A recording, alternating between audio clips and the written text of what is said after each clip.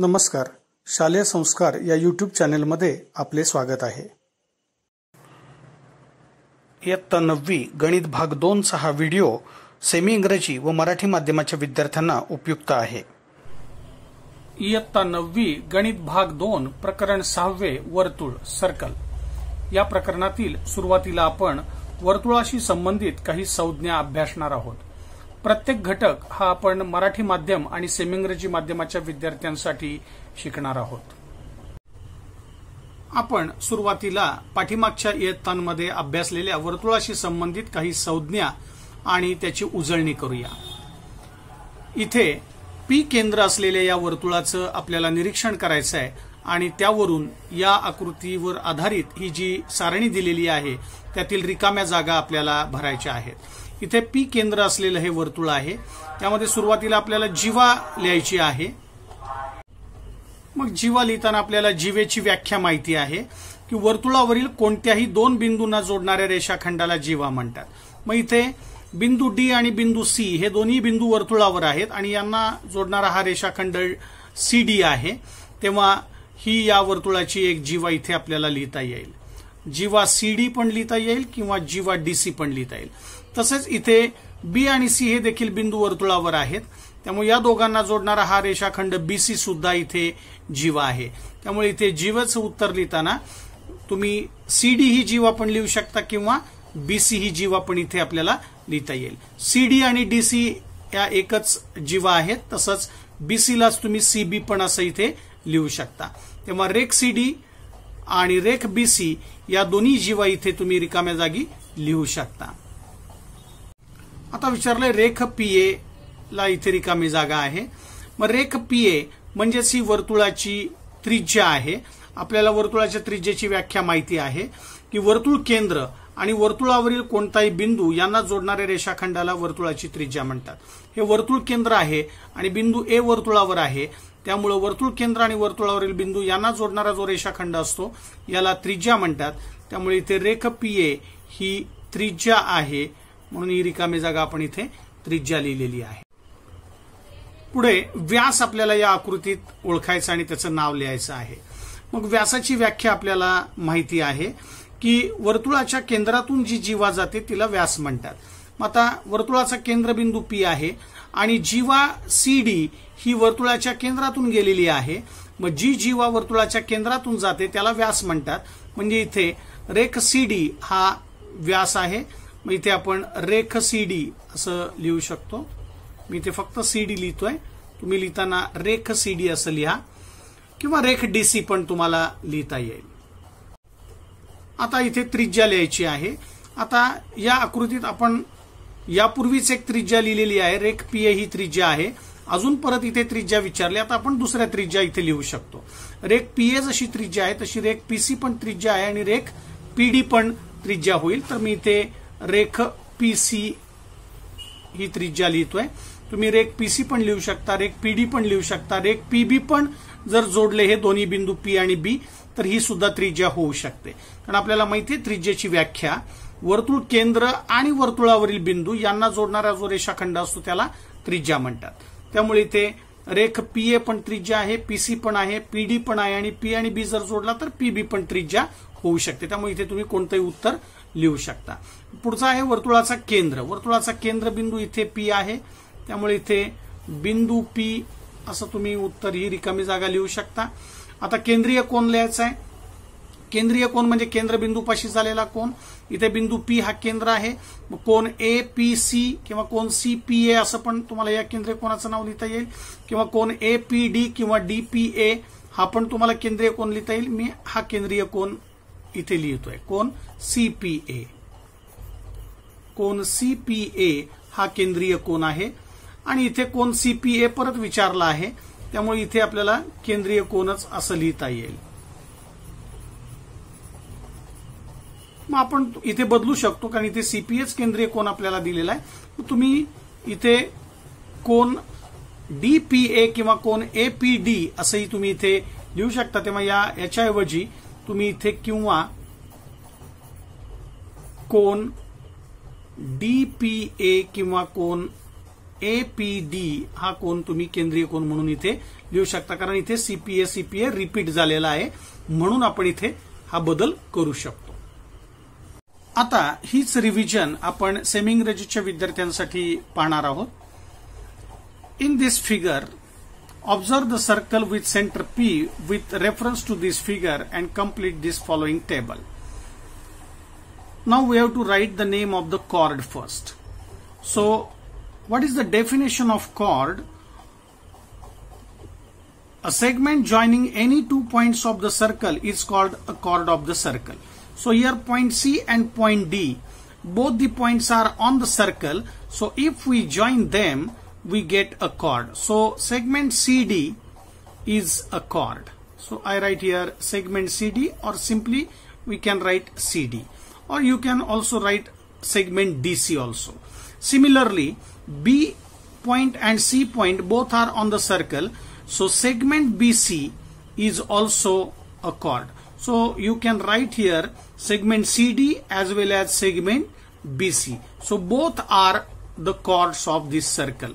So you can write segment CD as well as segment BC also here. Now segment PA. This is segment PA. Point P is the center of the circle and A is on the circle. So the segment joining the center of the circle and a point on the circle, it is called as radius. So segment PA is radius of this circle. Now we have to write the diameter. So what is the definition of diameter?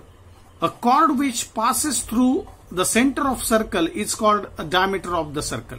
So here this is center P and this chord CD passes through the center. So this segment means this chord passes through the center. So this chord is called as a diameter. So segment DC is the diameter, or you can write segment CD also. So segment DC is the diameter here.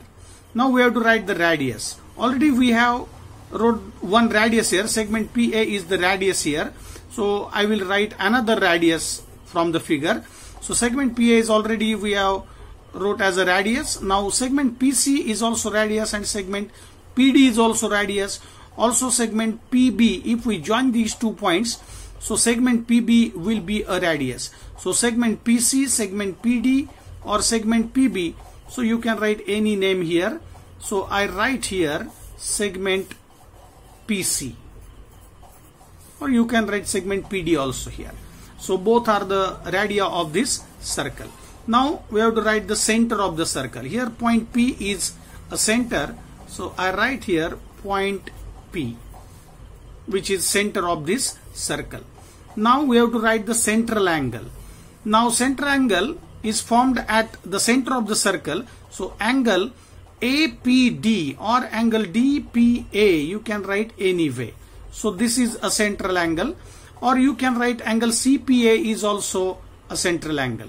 So I write here angle DPA. This is a central angle, and angle CPA, just we have seen that angle CPA is also a central angle which is formed at the center P. So angle CPA is a central angle. So in this way we have completed this table.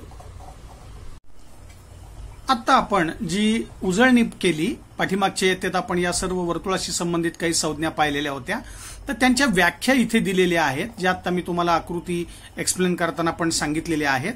त्यामुळे आता त्या मी पुन्हा इथे repeat करत नाहीये, त्या पुस्तकातून तुम्हाला पाहता येतील, अभ्यासता येतील. आपण पुढचा घटक इथे पाहूया, प्रतलातील काही वर्तुळे. एकरूप वर्तुळे म्हणजे जर 2 वर्तुळांच्या त्रिज्या जर समान असतील तर त्यांना एकरूप वर्तुळे म्हणतात. म्हणजे या वर्तुळाची जी त्रिज्या आहे तीच जर या वर्तुळाची त्रिज्या असेल, म्हणजे दोन्ही वर्तुळांच्या त्रिज्या जर समान लांबीच्या असतील तर त्यांना एकरूप वर्तुळे म्हणतात. आणि एकरूप वर्तुळे ही एकमेकांवर ठेवली असतात, तंतोतंत जुळतात. म्हणजे ज्या वर्तुळांच्या त्रिज्या समान असतात त्यांना एकरूप वर्तुळे म्हणतात. पुढे आहे एककेंद्री वर्तुळे. म्हणजेच आता इथे एकच केंद्र घेऊन वेगवेगळ्या त्रिज्यांची मापे घेऊन ही 3 वर्तुळे इथे दाखवली आहेत. हे छोटं वर्तुळ आहे, याची त्रिज्या वेगळी आहे, लहान आहे त्याच्यापेक्षा थोडी जास्त त्रिज्या घेऊन हे मधलं वर्तुळ काढलेलं आहे आणि अजून मोठी त्रिज्या घेऊन हे बाहेरचं वर्तुळ काढलेलं आहे. तेव्हा केंद्र एकच आहे पण त्रिज्या मात्र भिन्न आहेत, पण सर्व वर्तुळांचा केंद्र मात्र एकच आहे, म्हणून या सर्वांना एककेंद्री वर्तुळे म्हणतात. म्हणून एककेंद्री वर्तुळाची व्याख्या अशी आपल्याला करता येईल की ज्या वर्तुळांचा केंद्र एकच असतो परंतु त्रिज्या मात्र भिन्न असतात अशा वर्तुळांना एककेंद्री वर्तुळे म्हणतात. पुढे एकाच बिंदूत छेदणारी वर्तुळे. इथे दोन प्रकारे वर्तुळे एकमेकांना छेदताना दाखवलीत. ही दोन वर्तुळे त्रिज्या भिन्न आहेत, त्यांच्या केंद्रही भिन्न आहेत आणि ही दोन्ही वर्तुळे एकमेकांना बाहेरून एकमेकांना स्पर्श करतात, म्हणून यांना बाह्यस्पर्शी वर्तुळे म्हणतात. आणि इथेही दोन वर्तुळांचे केंद्र भिन्न आहेत, त्यांच्या त्रिज्याही भिन्न आहेत आणि ही दोन वर्तुळे आपल्याला एकमेकांना आतून स्पर्श करताना दिसतात, म्हणून यांना आंतरस्पर्शी वर्तुळे म्हणतात. तेव्हा त्यांच्या व्याख्या अशा आपल्याला दोन्हींच्या बाबतीमध्ये सांगता येतील की केंद्र भिन्न असतात, त्यांच्या त्रिज्याही भिन्न असू शकतात किंवा समानही असू शकतात, परंतु त्या दोघांमध्ये जेव्हा ते एकमेकांना छेदतात एकाच बिंदूमध्ये तेव्हा त्यांचा जो सामायिक बिंदू असतो तो एकच आहे, कारण एकाच बिंदूत छेदणारी ही दोन्ही वर्तुळे आहेत. यांना म्हणतात बाह्यस्पर्शी वर्तुळे आणि यांना म्हणतात आंतरस्पर्शी वर्तुळे. आता या आकृतीमध्ये दोन बिंदूत छेदणारी वर्तुळे आहेत. इथे आपण पाहिलं की दोन वर्तुळे एकाच बिंदूत स्पर्श करतात. इथे एकच बिंदू आहे हा स्पर्श, इथे देखील एकच बिंदू आहे हा दोघांचा सामायिक बिंदू, परंतु इथे मात्र दोन बिंदूत ही दोन्ही वर्तुळे छेदतात. याला नाव देतो इथे तुम्हाला कळण्यासाठी. हा जो बिंदू आहे ए, याला नाव देतोय बी. म्हणजे ही दोन्ही वर्तुळांचे केंद्र भिन्न आहेत, त्यांच्या त्रिज्या देखील भिन्न आहेत किंवा सामायिक समान पण त्रिज्या असू शकतात. इथे भिन्न त्रिज्यांची ही आणि भिन्न केंद्र असलेली दोन वर्तुळे आहेत आणि दोन्ही वर्तुळे एकमेकांना दोन भिन्न बिंदूत छेदतात. तेव्हा यांच्यामध्ये सामायिक बिंदू जर कोणते असतील या दोन्ही वर्तुळांमध्ये तर ते बिंदू ए आणि बिंदू बी असे दोन सामायिक बिंदू आहेत. तेव्हा दोन बिंदूत छेदणारी ही वर्तुळे इथे दर्शवलेली आहेत. आता आपण या आकृतीचा जेव्हा विचार केला होता आणि त्यावरून ही सारणी आपण लिहिली त्यावेळेला मी तुम्हाला वर्तुळाशी संबंधित सर्व ज्या संज्ञा आहेत तर त्या सगळ्यांच्या मी व्याख्या तुम्हाला सांगितलेल्याच आहेत. तरी पण आपण पुन्हा एकदा इथे पुस्तकामध्ये या वर्तुळाशी संबंधित वर्तुळाशी रिलेटेड अशा ज्या काही टर्म्स आहेत त्या सगळ्यांच्या डेफिनेशन इथे दिलेल्या आहेत. त्या मी वरती आकृती एक्सप्लेन करताना तुम्हाला सांगितलेल्याच आहेत, त्यामुळे पुन्हा आता त्या रिपीट करत नाहीये. त्या तुम्ही पुस्तकातून या सगळ्या डेफिनेशन पाहू शकता आणि त्या लर्न करू शकता. आपण आता पुढचा घटक आपण इथे अभ्यासणार आहोत. Circles in a plane. Congruent circles. First topic is congruent circles. If the radii of circles are same, then the circles are said to be congruent circles. Here there are two circles and both have a same radius. So if radius of this circle is 2 centimeter and radius of this circle is also 2 centimeter, means here the radia are same, means these two circles are called as congruent circles. And congruent circles, if we put one another, then they coincide to each other. So congruent circles have the same radia. So this is the definition of congruent circles. Next topic is concentric circles. Means the center of all these circles is same but having different radia. Here this is small circle have a different radius. This is greater circle. So it has different radius, and this is the large circle here, so it has a different radius. So these three circles have a different radia, but all the circles have a same center. So these circles are called as concentric circles. So concentric circle means all the circles have same center having different radia. So these circles are called as concentric circles. Now circles intersecting in a point. Now here there are two figures. In this figure both the circles have different centers and different radia, and both the circles touches each other at a single point. Here means both the circles intersect at a single point. So this is the only one common point between these two circles. So this figure is called as the circles with externally touching circles. So here both the circles touches externally at a single point. So only one common point is there between these two circles. So different centers, different radii, and only one common point, and this is the common point. So this figure is known as the circles touches each other externally. Now in this figure, both the circles touches internally. So this is the common point. So touching point of both the circles. Here also both have different centers and different radii, and both the circles touches each other at a single point. So this is the common point between these two circles. And here also, so the circles which intersect at a single point, so both the circles touches externally. So this figure is known as the circles touches externally here. Now in this figure, circles intersecting in 2 points. Here this is first circle and this is second circle. Their centers are different, their radii are also different, and they have a common points. 2 common points are there. So this is point A and this is intersecting point of both the circles. This is B.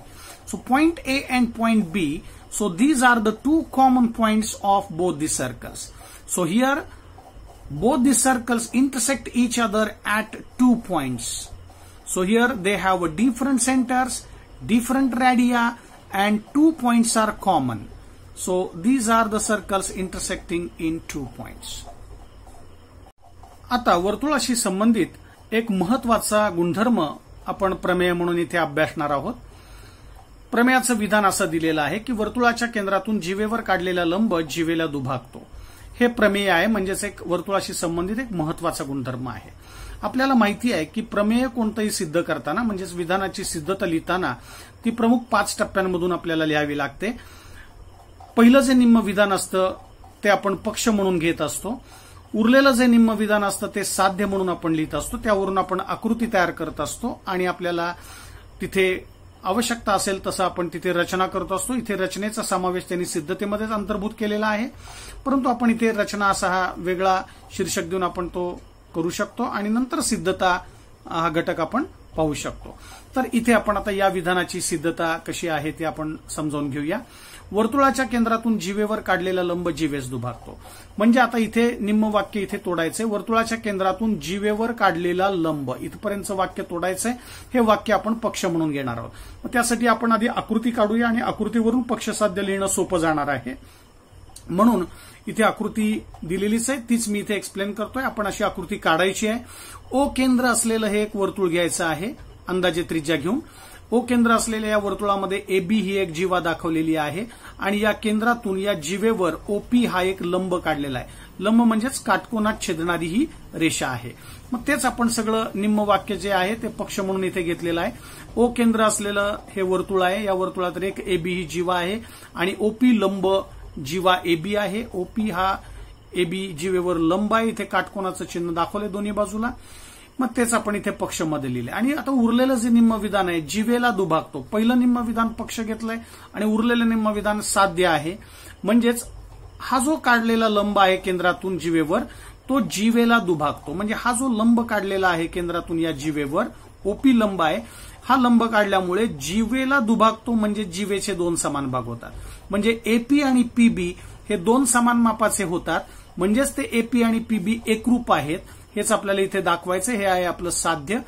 AP एकरूप रेख BP. म्हणजे AP आणि BP हे समान मापाचे आहेत, म्हणजेच एकरूप आहेत. हे आपल्याला इथे दाखवायचं आहे. आणि मग या आकृतीमध्ये आपण इथे हे जे तुटक रेषांनी दाखवलेले ही आपण केलेली रचना आहे. म्हणजेच त्रिज्या OA आणि त्रिज्या OB, ते त्याला तुम्ही रेख OA आणि रेख OB पण म्हणू शकता. हे आपण इथे जोडलेले आहेत आकृतीमध्ये. तर ती इथे रचना म्हणून तुम्ही इथे लिहू शकता. पण त्यांनी सिद्धतेमध्येच या वाक्याचा रचनेचा समावेश केलेला आहे. तुम्ही असंही सिद्धतेमध्ये करू शकता किंवा इथे वेगळी रचना असं हेडिंग टाकून तुम्ही रेख OA आणि रेख OB काढा अशी रचना तुम्ही लिहू शकता. मग आता सिद्धता पाहूया. आता या OA आणि OB या 2 त्रिज्या काढल्यामुळे या आकृतीत इथे आपल्याला 2 त्रिकोण दिसत आहेत. त्रिकोण OPA आणि त्रिकोण OPB. हे दोन्ही त्रिकोण आपण एकाच एक संगतीनुसार आपण इथे नावं लिहिलेली आहेत, तेव्हा या दोन त्रिकोणामध्ये एकरूपतेची कोणती कसोटी लागू होते ते आपल्याला इथे ठरवायचं आहे. आता या त्रिकोण OPA आणि त्रिकोण OPB मध्ये सुरुवातीलाच आपण पाहिलं की OP हा AB वर लंब आहे, म्हणजे इकडे काटकोन आहे, इकडे काटकोन आहे, म्हणजे हे दोन्ही काटकोन त्रिकोण आहेत हे आपल्याला लक्षात आलं असेल. मग हे दोन्ही काटकोन त्रिकोण आहेत आणि इथे OA ही जी त्रिज्या आहे आणि ही OB त्रिज्या आहे, या एकाच वर्तुळाच्या त्रिज्या आहेत, त्यामुळे त्या एकरूप आहेत, म्हणजे त्यांना मी इथे सारखे कोण करू शकतो. सारख्या कोणांचा अर्थ असतो त्यांची मापे समान आहेत, म्हणजेच ते एकरूप घटक आहेत. एकरूप घटक सारख्या कोणाने आपण दर्शवत असतो. मग OA आणि OB या एकाच वर्तुळाच्या त्रिज्या आहेत, म्हणजे त्या एकरूप आहेत.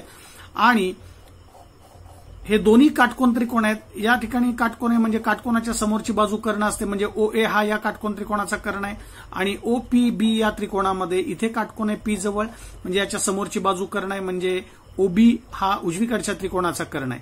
म्हणजे इथे थोडक्यात काय, OA आणि OB ज्या एकाच वर्तुळाच्या त्रिज्या आहेत त्याच दोन्ही काटकोन त्रिकोणांचे ते कर्ण आहेत, म्हणजे इथे दोन्ही कर्ण एकरूप आपल्याला दिसत आहेत.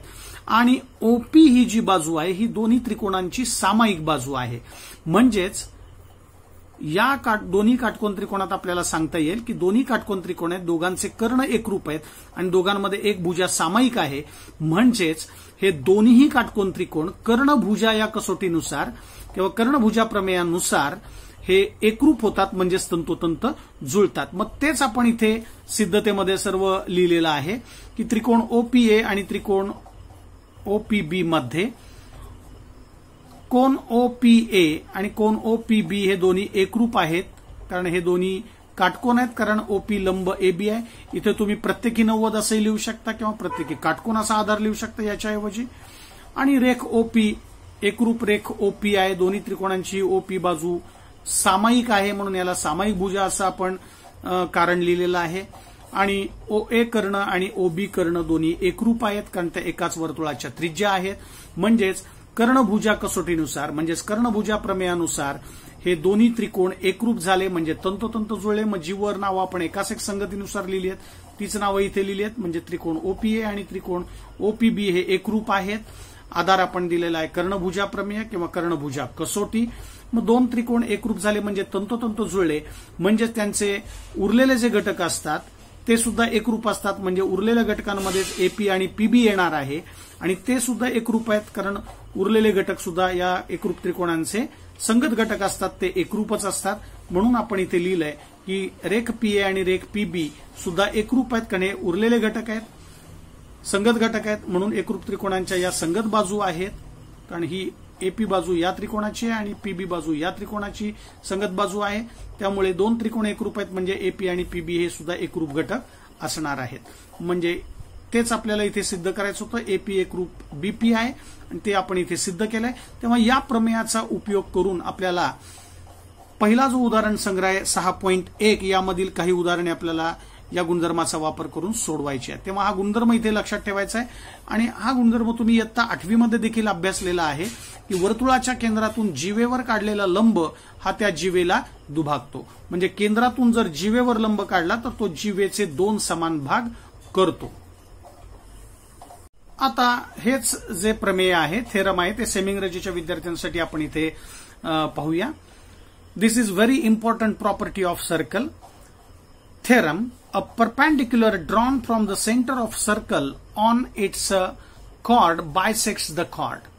So this is the statement of this theorem.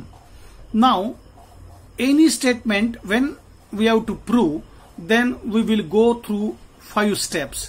First step is given, second step is to prove, then we have to draw the figure, then we have to do construction, and then at last we have to write the proof of that theorem.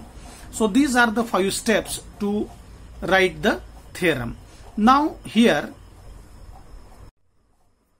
so while solving any theorem, we know that we have to write the given and to prove first. So first half sentence we will write as a given and second half sentence we will write as to prove. So first we will draw the figure and then we will write the given and to prove here. So here first half sentence we have to consider as a perpendicular drawn from the center of a circle on its chord. up to this we have to take as a given statement. So this is first half sentence we have to consider as a given. So we will draw the figure first here. So take O as a center of this circle and draw the circle, and take AB as a chord of this circle, and draw a perpendicular from this center O to this chord AB here. So this is OP segment is a perpendicular drawn from the center of this circle to its chord. So OP perpendicular on the chord AB. So here is right angle, here is also right angle. So this is the given part. So we will write given here. Segment AB is a chord of circle with center O here, and segment OP is perpendicular to chord AB. So OP is perpendicular to AB here. So this is first half sentence. So we have taken as a given.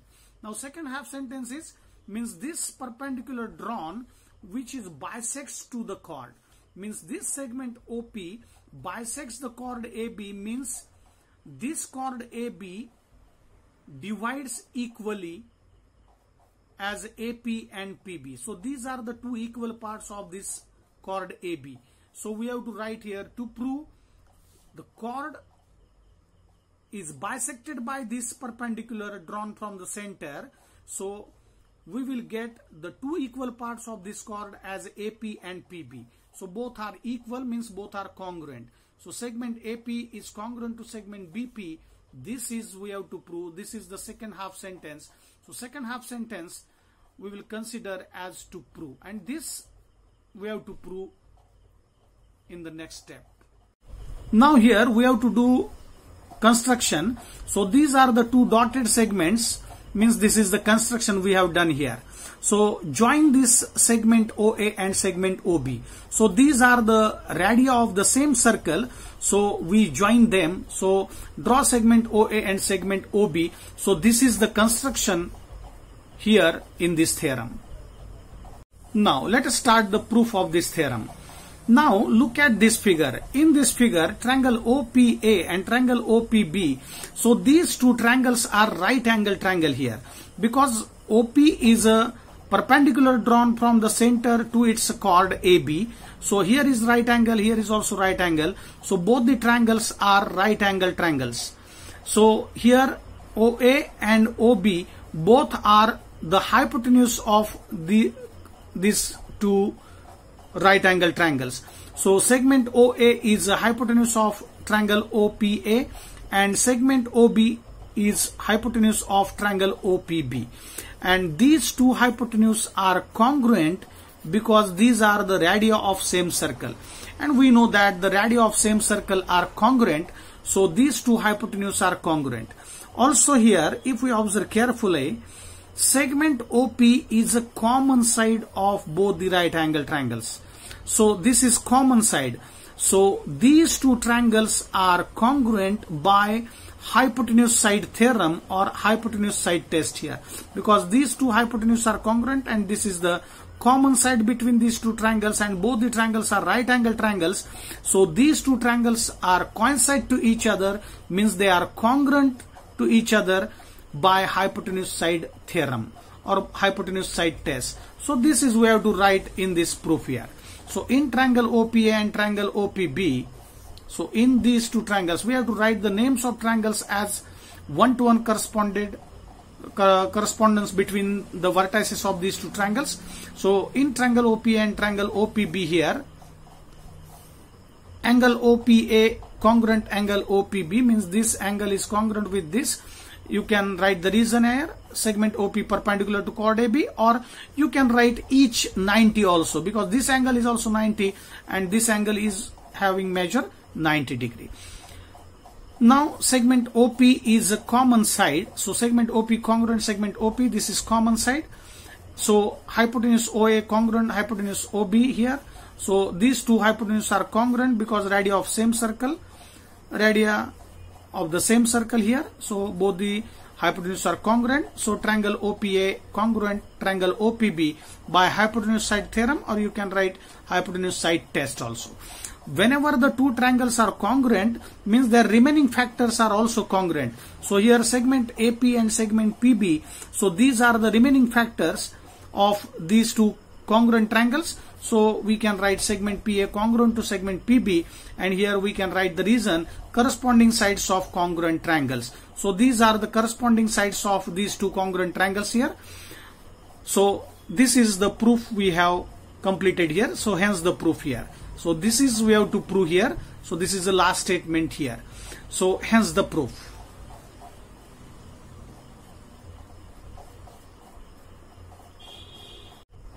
By using this theorem, we will solve some examples from practice set 6.1. So this is very important theorem. असंच अजून एक महत्त्वाचं प्रमेय या प्रकरणामध्ये आहे की ज्याचा उपयोग आपल्याला उदाहरण सोडवताना करायचा आहे. ते प्रमेय मी इथे आता समजावून सांगणार नाहीये, कारण पुस्तकामध्ये हे दिलेलं आहे, तुम्ही ते समजावून घेऊ शकता.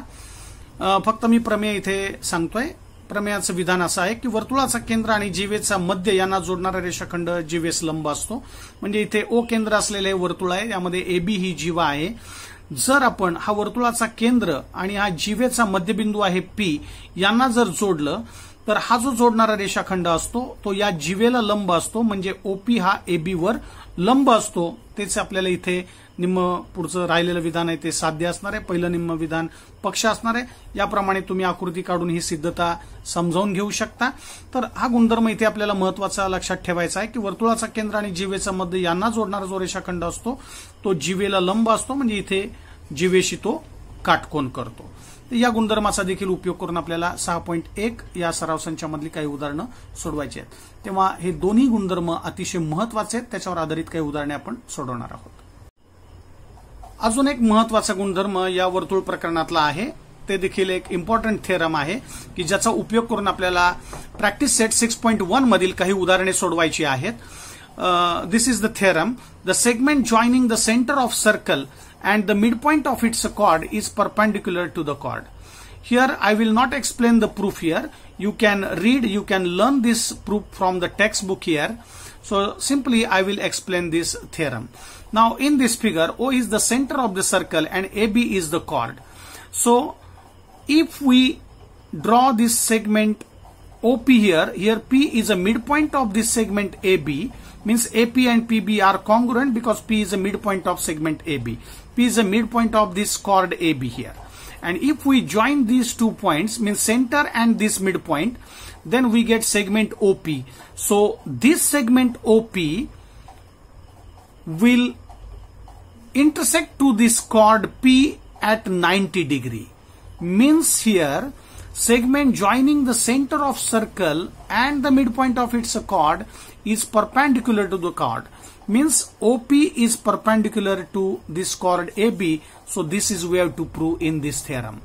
So first half sentence is given and second half sentence we have to prove and draw the figure and complete this proof. So you can learn this proof from the textbook here. So by using this property and the earlier property which we have proved, so by using these two properties we will solve some examples from practice set 6.1.